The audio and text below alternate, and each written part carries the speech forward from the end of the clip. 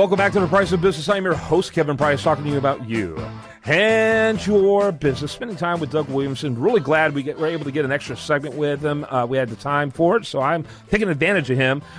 His book, Thoughts of an American Taxpayer, is must-reading. Again, as I talked about before, it comes with the analysis and the logic and precision of an accountant, and as a professional in that industry, and with the passion of a taxpayer who speaks for so many that have been gouged. And just a very timely book, must reading. Let's talk a little bit about the debate. So it happens this Thursday, and it's going to be on Fox News. It's the first GOP debate. You know, and one of the questions everyone asks is, who's going to be on the stage with Donald Trump? and Donald Trump has really just taken the oxygen out of the room for the other candidates, hasn't he? Well, he has, and I think the reason why is people have a thirst out there for the truth, and someone that wants to stand up instead of just be part of the machinery up there, you know. And Kevin, I want to mention one thing here real quick is I'm working on a deal where it shows both books because, you know, I did the original book and then I updated the book, Thoughts of American Taxpayer. I'm working on this website called thepatriotsview.com, and it should be up and going here probably within the next week or so, But, you know, all the viewers out there, listeners and everything, I just want them to know that, you know, I'm trying to do everything I can to protect, you know, the kids, the grandchildren, and all that because, I mean, people like me and you and everybody got to start standing up. And, I mean, the media is out of control. They don't care about anything. Yeah, I love that name. Congratulations on that website name. Yeah, thank you. Yeah, I think it's great. But the debate, I think it ought to be a good debate because, I mean, Donald's not going to back down from anybody. He's going to say what he means and means what he says, you know, so I think the rest of them are just going to sit there and play politician, and to a certain extent, Donald does too every now and then. He's sort of like a politician, but I think what I really like about him, he's a businessman, and he knows the difference between, you know, he wants something. He doesn't mind paying taxes, but you know, he wants to pay taxes for something good, and that's what the government used to be, is help people out instead of just setting up welfare, government welfare, and regular welfare, and everything else. I mean, we got to get somebody in there that wants to pay down this debt, get rid of this debt. Any politician put $1 on that debt, I mean, I just have no respect for them. I mean, nobody should put any American taxpayer in debt. And have the gall to send our money anywhere around the world in light of that environment. You know, talk about hubris. You know, walking around with your swagger as you send billions around the world while we have an $18 trillion debt. You know, it sounds like a parable. It sounds like a proverb of Solomon, doesn't it? It really does, Kevin. I mean, it's just asinine. I mean, it's crazy. Yeah, it's embarrassing. I think, you know, going into it, the expectations are that Ted Cruz will do extremely well. People not familiar with Ted Cruz, of course, Ted Cruz has been on my show more than any other show in the country, I've been told. Ted Cruz is one of the greatest debaters out of college in the history of college debating. So extraordinary. In fact, he was the national champion 4 years in a row, including his freshman year, which is unheard of. And when he left Princeton University, they actually named an award for him, a Ted Cruz Award for Best New Debater. So I think, you know, there's a lot of expectation around Ted Cruz. And he can actually articulate the conservative views and explain it to people, you know. The Republican Party seems like a lot of times has a lot of trouble articulating what it stands for. Now, I'm a conservative. I think I'm registered as a Republican. But, I mean, I believe the way I was brought up and everything, work hard, you know, earn your money, you know, don't. I'm not a taker, I'm a giver, you know, and the big deal like JFK, I'm sitting there trying to think of what I can do for my country instead of what I can take away from my country, you know. Yeah, we need more people like that, don't we? Exactly, we do. We really do. We get more people in the wheelbarrow than pushing it, you know, so it's no wonder why our backs hurt so bad. Exactly. and it's just, you know, and you know who's really pushing that wheelbarrow, my friend, are people who aren't even born yet. You know, you talk about disenfranchising. Exactly. We literally saddle future generations because they can't vote. Right. We literally saddle them with our enjoyment and entertainment today. Yes, sir. That's exactly right. And so you talk about, you know, man, oh man, you know, we have all this conversation about disenfranchisement all the time in this country, but that to me is like the most heinous example of all. Hurry up and have more kids so we can spread this debt. Right. Unbelievable. Yeah, unbelievable. So they got a mindset up there. It's just like nobody else's. They have no clue what's going on in the real world. They've lost all touch. No question about it. They're literally delusional. Talk a little bit about Donald Trump. I went in it going, ha, ha, ha, this is funny. The media kind of was like, ha, ha, ha, this is funny.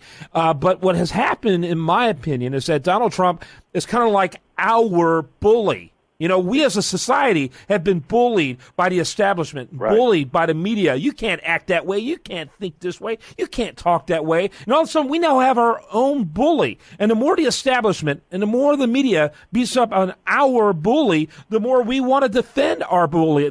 He's like Teflon on steroids. Talk a little bit about that. That's a great analysis, Kevin. It really is, because, like I said, they keep slamming Obamacare, trading, terrorists for so-called deserters and stuff like that. They just keep slamming this stuff down our throat. Now Donald's giving it back to them, which is just refreshing. A lot of people think, all right, hey, it's payback time, so we got finally somebody out there talking, speaking for us and everything. Well, I think Richard Nixon was on to something. Of course, he ruined everything in so many different ways. But, a lot of his supporters would have been the Donald Trump type supporters. The media and the left were so effectively beating up on America in 1968 and in 1972. He started talking about a silent majority, people who are sitting in rooms and hearing our values and our ideas essentially being urinated on by our enemies, and they would be silent because that was the polite thing to do. And then someone like Richard Nixon came along and spoke what sounded like the truth, and a lot of what he said, he always campaigned better than he governed. You and I both know that. But then you got someone like Donald Trump. Is it a silent majority coming to the forefront? I think so. And it's he got impeached, and look at everything this guy's done and his cabinet. The IRS has finally been, found to be smart. Might as well just call it profiling certain taxpayers out there. Benghazi, as far as I know, still not been resolved. Fast and Furious, EPA, NEA. Everything out there is just nothing ever happens. You hear about it in the news for like 20 seconds, and it's gone. But they'll sit there and talk about this other crap all day long. Yeah, and I was reading somewhere where the guns that were used in Dallas, at that free speech event, was being used with Fast and Furious guns. Exactly. So we got more Americans. Yeah. It's just unbelievable. Where do we live? I know it. It's kind of like a sci-fi movie, but it's real. But my top five, I guess, going back is probably Cruz, Walker, Carson. Love Dr. Ben Carson. He's more or less been raised the way we were and everything. Yeah. And let's see, Rand Paul. We got some good candidates, we really do, and to a certain extent, the Donald. Like I said, he's stirring it up out there, which we need. We need somebody telling these guys, hey, the party's over. You guys got to shut this thing down. Well, Rand Paul shut it down. Rand Paul has been a personal friend for over 3 decades for me, so I obviously gravitate towards Rand quite a bit. I have to say I'm right now a Scott Walker guy, personally. And Ted Cruz is a personal friend of mine. And you can't help but like Bobby Jindal, a great governor. This is the finest lot of GOP candidates I've seen. John Kasich is an old friend of mine, but he's a squish now. I don't know what happened to John Kasich. He's been a squish of a governor, but a good old friend. But this is probably the finest list of Republicans I've seen in a long time. I think so, and I think Kasich is. His deal, I think he really messed up the Medicare, I think, in Ohio or something. I remember reading some story, hearing some story about the Medicare in Ohio or something. So I think maybe he's more the big government, than the rest of them that you just mentioned. Yeah, and he's when I used to hang out with him back in the 1980s, he was a very young guy. And so you look at him, and he spent his entire life in government.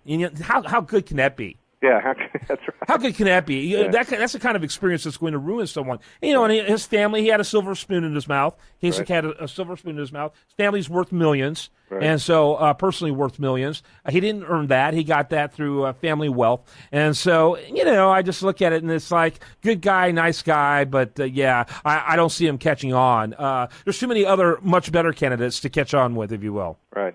Hey, I had a great time with you, man. Enjoyed every time, and I got a kick out of Obama talking about carbon credits and climate change again yesterday. I mean, it's just something. These guys are just clowns, man. Yeah, well, in that same vein, I do want to mention that if you go to the politics section of USDataReview.com, there's a great article in there about minorities who are complaining about his environmental agenda because it's ruinous to minorities economically. You need to check that out. There's, that's the problem with all this government. It is obliterating opportunity. And that makes people get on welfare, which means that guarantees they'll vote Democrat for the rest of their life. None of this happens by accident, Doug. It's hard to beat Santa Claus, isn't it? It really is hard to beat Santa Claus.